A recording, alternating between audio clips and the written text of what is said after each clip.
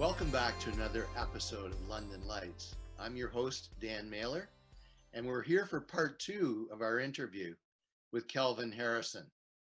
Kelvin was born and raised in Liverpool, England, but he lived in London, Ontario from 1967 to 1977. He was a musician, a member of the band The Top Spots of Liverpool, who also played the Cavern Club, contemporaneous with the Beatles. He opened for the Beatles and also made the trip to Hamburg, Germany with his band, following in the Beatles' footsteps. So big guy, a big star. You're a legend, Kelvin, in my mind anyway. Thank you very much. Yeah.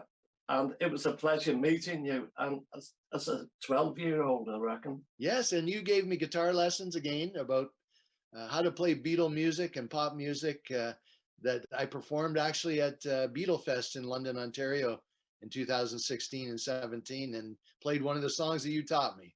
It was a pleasure. It just, if you've got something to give, then you shouldn't help but pass it on, and that's it. You're a great guy.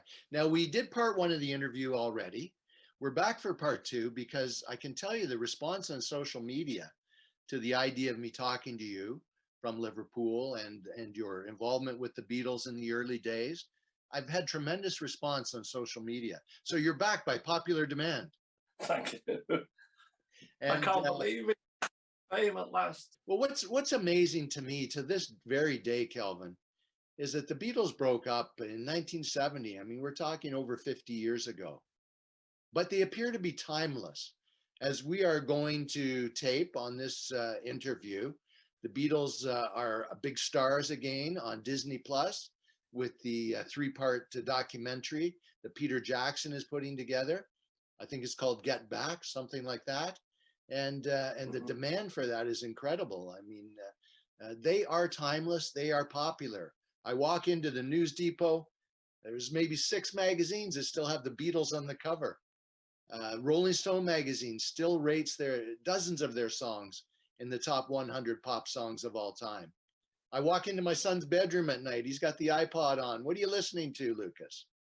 Oh, well, I've got Beatles on, Dad. Why don't they make music like this anymore? And you were there in the early days, and it's tremendously exciting. But you made the transition for 10 years to London, Ontario from Liverpool. That must have been a culture shock for you to some extent. It was.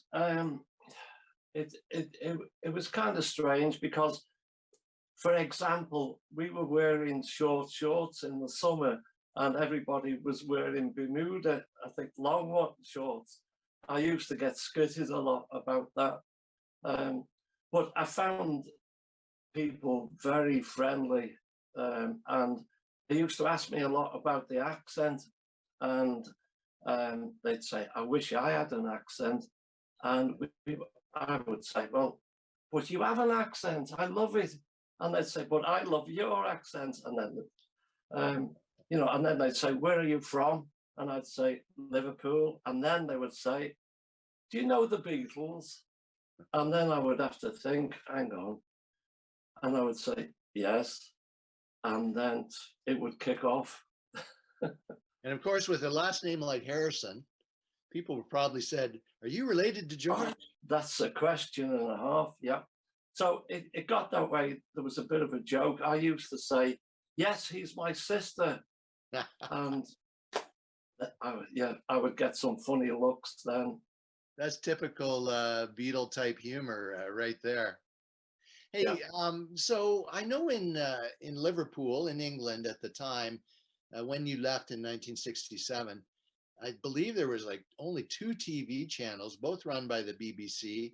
BBC controlled all of the radio and the music that you heard, although apparently there was a pirate ship off the coast of England that would beam in some rock and roll. So when you came to London, I mean, you must have been inundated with all of these musical options, cable TV, radio stations galore. What was that like? That was absolutely incredible.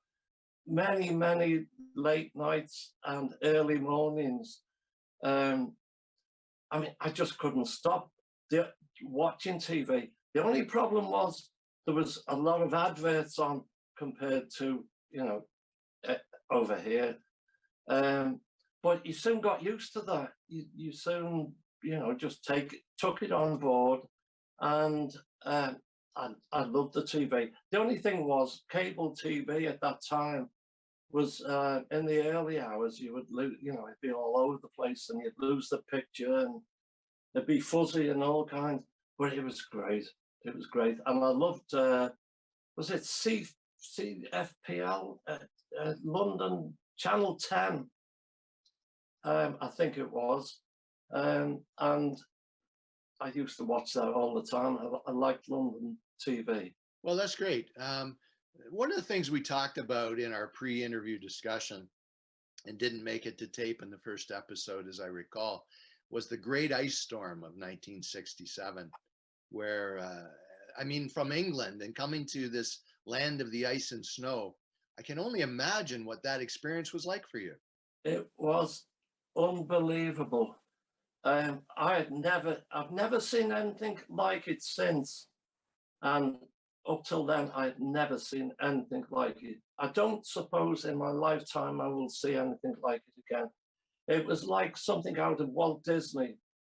The cables, the hydro cables, were touching the ground because they were caked in ice, and some had broken, and they would arc every now and again, casting this lighting, kind of stage lighting over all this diamond covered city. Everything was covered in ice, and everything looked like diamonds. It was absolutely amazing. I believe it was the worst ice storm in 100 years. So the radio said, and of course, where we lived, we were on hydro, so we were screwed. It was cold, really cold. I believe there was a loss of power for 3 days, and you told a story about playing cards with my parents. We lived in the front of the house. You guys lived in the back, and you played cards with my parents, you and your wife, by candlelight. That's correct. Yeah, wrapped up in blankets, and we were cold. I mean, we had all the blankets going, but we were cold. But we had candles going and playing cards, and we had a good. I guess you were in bed, wrapped up. Yeah, up I went at 8 o'clock. Unless Ed Sullivan was on, I could stay up a little later. We had no TV. We had nothing. We couldn't cook. We had nothing. So it was cookies and lemonade. Good old Mountain Dew. Well, coming from England too, I don't want to sound stereotypical here, but you probably loved your fish and chips. I remember eating those at your place a few times. And Bob's Fish and Chips was just around the corner from us. I don't know if you recall that place, but that was a tremendous place for fish and chips, and a lot of Londoners have fond memories about it. I really missed, there was one thing initially we missed was fish and chips. And when I first arrived there was a Dairy Queen opposite, so we put about £14 on in no time. But then up the road there was a fish and chip shop, and of course we used to make butties, which is a Liverpool expression for taking bread and butter, putting your fish, your chips inside, closing it up and golloping it down with loads of coffee. Or whatever. There's one more thing I want to talk about before we go back to discussing Liverpool and the Beatles, and that is your rise as a soccer star in London, using the talents and skills that you gained in Liverpool. They had a nickname for you here, I understand, the Celtic Spark Plug? That's correct, yeah. I was really surprised, to be honest, because I'd never even thought about it. I knew I was fast as a runner, but I didn't think anybody would come up with that name. But I was proud of that name, and I cherished it, and I still do, to be honest. In London, the London Free Press called me the Celtic Spark Plug. It was good. Yeah, it was good times. Well, I was curious about Liverpool and London, Ontario, and the similarities. So I checked out some facts, and the population in Liverpool now is about 500,000, 500,000. London, Ontario is about 400,000. You were about 400 kilometers from a major center. London, about 200 kilometers. The main industry in the 1960s for both of our cities was manufacturing and blue collar. And you did work in industry while you were in London. Um, the musical acts, of course, Liverpool created the Beatles, Jerry and the Pacemakers, Elvis Costello, and we have Garth Hudson in the band, Justin Bieber, Jack Richardson, music producer, Saul Holliffe, who managed Johnny Cash, Tommy Hunter. The list goes on and on of great talent in London. You had the Cavern Club, we had the Brass Rail, and that's where the band kind of cut their teeth there. You were on a water port, we're on the Thames River. Do you think the working class background uh, might have been a stimulant to the kind of energetic, let it all hang out rock and roll that came out of Liverpool and out of London? Yes, I know when the first clubs I started to play at, like the El Morocco, I think that was on, was it Commercial Road? I can't, Wellington.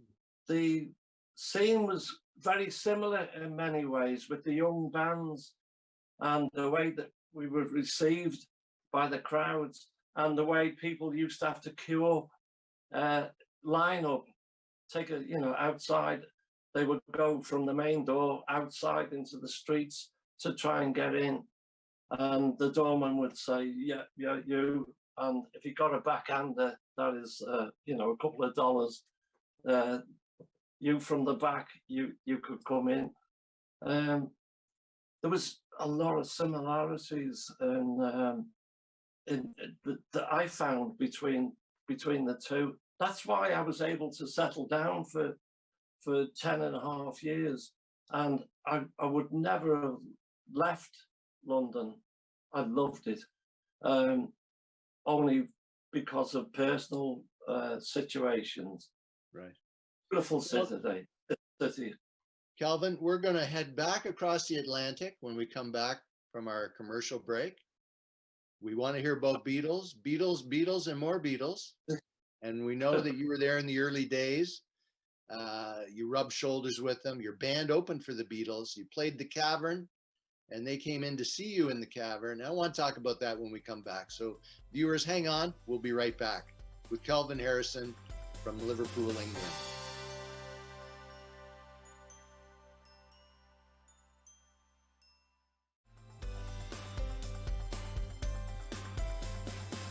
Hey, welcome back to London Lights. We're here with Kelvin Harrison from Liverpool, England. His band, The Top Spots, opened for the Beatles, and they played the Cavern Club alongside the Beatles. We're going to hear more about that in a moment. As I was indicating, Kelvin, the Beatles are timeless, and they are an English rock band. Not that they need any introduction, but they were formed in Liverpool in 1960. Their best known lineup was John Lennon, Paul McCartney, George Harrison, and Ringo Starr. They are regarded as the most influential band of all time, and were integral to the development of 1960s counterculture and popular music recognition as an art form. They started with skiffle, beat music, and in the 1950s, rock and roll, influenced by Motown from nearby Detroit, Michigan. Their sound incorporated elements of classical music and traditional pop in innovative ways. The band later explored musical styles from ballads to Indian music to psychedelia and hard rock. As pioneers in recording, songwriting, and artistic presentation, the Beatles revolutionized many aspects of the music industry and were often publicized as leaders of the era's youth and social cultural movements. I remember when you came to London, Ontario from Liverpool, you could buy the Beatle wigs out at Savette's or Towers out off Wellington Road. Everyone wanted Beatle boots. They wanted Beatle wigs. Everybody wanted to be a Beatle. And we dreamt about it. Kelvin, you were there in the Cavern. The Beatles came in to see you one day when you were filming a promotional video for Milk. What was that like? Oh, that was absolutely incredible. Um, this was a national thing, and to be chosen to do it was absolutely incredible. Because this is all the papers, all the national newspapers would cover this advert. So it was Ricky Gleason in the top spots, drink milk at the cavern, and there was there are photographs where you can see the kind of chairs that people used to sit on in the front of the cavern, in front of the stage, and just like wicker chairs, you know, they're very flimsy. Um, and what oh, there was hundreds and hundreds of photographs taken, and we weren't used to be open to be awake at that time, never mind to be at the cavern. But the thing about the cavern was, when you didn't just go in and walk out, you smelt of the place. You took it with you. It was damp and smelly, but it was a lovely smell. And so we're sitting there enjoying the ambience. We've drank all the milk. The poor photographer is just off his clock. He's just done in. He's had enough. And everything was in the newspapers later, all the national newspapers. But so when we went off stage, we're going to do the lunch hour session. The Beatles came in, little tiny dressing room, and to see what was going on. So, you know, we were having a chat and a talk, and it was really nice of them. There was other people came as well, you know, other quite famous people. And to be honest, when that was over, we went in the pub opposite and had a pub lunch where we didn't drink milk. Now, you'd rub shoulders with the Beatles on other occasions. Your band opened for them. I think you described that in the last episode. But what was your impression of each of them individually, starting with John and Well, Paul, George and Ringo? initially, there was a different drummer, and we actually, a lot of us in Liverpool loved that drummer. And there was quite an uproar in Liverpool when he was sacked, and the rumor was he was sacked because he was too popular and too handsome. Are you talking about Pete Best? Is that? That's correct. Yeah. Yeah. And Pete Best was a very good drummer and really heavy on his kick, on his big bass drum. You know, really heavy. He was a good drummer and still is. And Ringo replaced him, and initially there was a lot of booing, a lot of you know, not well. It wasn't nice at first, but they got used to him. So the question was what they were like as individuals. Yeah. Ringo was a very friendly guy, but he wasn't. He was just what we call a div. He he was just so full of fun, and he fitted in really well. Whereas Bestie, he was kind of sulky, and he was sort of like a film star, and he wouldn't talk on stage. The others would react with the stage, with the people, with the audience. And you know, it was, the whole thing was kind of a shame. But George was quiet. He was noted as the quiet one, but he was very nice. George, he was very pleasant, and he had a good sense of humor and a very good musician. I think he should have got more credit than he actually did. But Paul and John were, to be honest with you, they have never got the credit that they should have done as composers. Now, what happened later, they got fed up with performing and people screaming. I mean, you couldn't have photographs taken in Liverpool without people gathering and screaming. It was hopeless. So they went more into recording. Now, if you look at their compositions, the way they put words together, the way they put music together, I don't know of anybody in this world today or in the past that could touch society as it was and make music around it and write poetry around it. Incredible, incredible. Well, when I visited Liverpool to visit a friend of mine, Tim Nichols, many years ago, I think 1999, there was a magical mystery tour bus that would take us around to all of the famous Beatles sites in Liverpool. And to me, it was a dream come true. The bus went down Penny Lane. We went by Strawberry Fields and Aunt Mimi's house. We went to Paul's house. We saw where George lived. We saw where Ringo lived.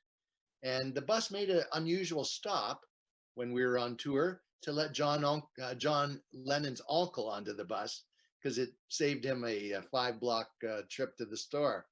So they allowed him to come on, and yeah, he seemed like a bit of a cranky guy. Did you find that John was hot and cold in terms of talking to him and associating with him? My relationship with John and generally the speaker, everybody that I knew personally, John was okay. He was a nice guy.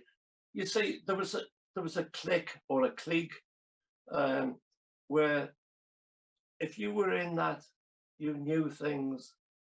If you were outside of it, you didn't. And John had his problems, but he was very, very nice, or he could be very sarcastic. I liked John. He was very polite with me, and he was very polite with us. We did a show with him in Preston, and there was 4,000 people there. Two shows, 2,000 people first show, 2,000 people second show, and we were in their dressing room with them talking. They invited us in actually, and they were ever so nice. John was lovely. I think he's got a bit of a bad press for being far out, a bit narky, as we say in Liverpool. He had his opinions and he stuck to them. You have to remember his background, and he didn't have the best of upbringings, but John was okay. As those that were in the inner circle, John was a nice guy. Yeah, and I think, Paul had lost his mom at an early age, was raised by his father. What was your impression of Paul? I was in awe of Paul because he played bass and I played bass. And his talent he just oozed talent. I mean, he wasn't just a guitarist. He was a drummer. He was a bugler. He was a keyboard, piano player. And goodness knows what else he could play. But he was very, very talented, Paul. And he was a kind of guy, he would carry an umbrella around with him, if the weather was bad. So he'd get out of his van, the Beatles van, go to the Litherland Town Hall, where we all used to play, all the top bands used to play. But one night he was coming out, there was a load of guys that were going to beat them up, jealousy, and Paul had his umbrella as a defense, but he gave them all pictures of the band and said, "Here, lads," and they were all mates, and it was a very tactical move. And Cal, when you went to the Cavern, I've got to imagine as the Beatles are rising up, playing in the Cavern, how did you ever score tickets for that event? Most of the time, you paid at the door. So there was a lunchtime session as well as an evening session. And it's funny, I've just heard Paul talking, being interviewed on TV, and he didn't reminisce about his time being famous. He reminisced about all the cavern, what went on in Liverpool, and it was wonderful. But to get in the cavern, you just paid at the door. Oh. You queued up, got in the lineup, and you paid your money and you got in. Well, Cal, I can't imagine what it was like to experience musical history in the making in those days. You're a very blessed man to have been able to be there and see it and be part of the scene. And we could go on and on for hours with these stories, I'm sure. But I want to thank you for being here on London Lights. Your days in London were very special to me personally, and obviously your stories are about the Beatles are something that Londoners are just so intrigued by. And I thank you for taking the time to come from England by Zoom to share those stories with us. And I want you to take care of yourself and keep playing bass guitar and keep rocking with the top spots. Thank you. Absolute pleasure. God bless you all. Thank you.